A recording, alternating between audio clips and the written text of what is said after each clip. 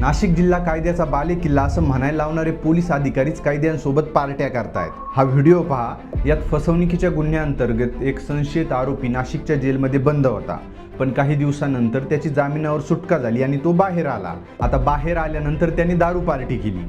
साहजिक आहे, त्याला आनंद झाला असेल म्हणून त्याने केली असेल दारू पार्टी, पण मला समजत नाही त्याच्या समोर बसलेल्या जेल प्रशासनाच्या अधिकाऱ्याला कसला आनंद झाला होता। ते का त्या संशयित आरोपीसोबत पार्टी करत होते माहीत नाही, असतील काही त्यांचे संबंध, पण ती पार्टी इकडे तिकडे कुठे नाही, तर सरकारने किंवा जेल प्रशासनाने त्या अधिकाऱ्यांना राहण्यासाठी जे बंगले दिलेत, सरकारी बंगले दिलेत, त्या सरकारी बंगल्याच्या गार्डनमध्ये ही पार्टी चालली होती। म्हणजे ह्युमॅनिटी, मानवता काय असते हे त्या अधिकाऱ्याने संपूर्ण जगाला दाखवून दिलंय।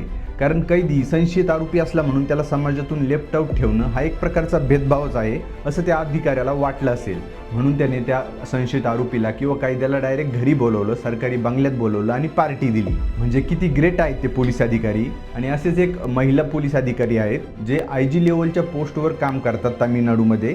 त्यांचा पराक्रम सुद्धा खूप मोठा आहे। एक 10 वर्षाच्या मुलीवर अत्याचार झाले आणि तिला मारून टाकण्यात आलं अशी घटना घडली होती तामिळनाडूमध्ये, आणि त्याचा तपास या महिला अधिकारी करत होत्या। व तपास पूर्ण झाल्यानंतर काही आरोपी पकडल्यानंतर त्यांनी एक प्रेस कॉन्फरन्स घेतली आणि इतक्या गंभीर प्रकरणाच्या प्रेसमध्ये त्या महिला अधिकारी अशा वागत होत्या। म्हणजे ज्या पोलिसांकडून जनतेने कायद्यात कसं राहायचं, समाजात कसं बोलायचं, कसं वागायचं हे शिकलं पाहिजे, तेच पोलीस अधिकारी, आणि तेही टॉप लेवलचे, असं बेजबाबदारपणे वागत असतील तर नक्कीच देशाचं भलं होणार आहे। आणि याच्यावर हद्द म्हणजे हे संपूर्ण घडल्यानंतर, हे संपूर्ण प्रकरण घडल्यानंतर ते पोलीस अधिकारी काय म्हणतात की हा AI व्हिडिओ आहे। म्हणजे हे खूप भयानक आहे।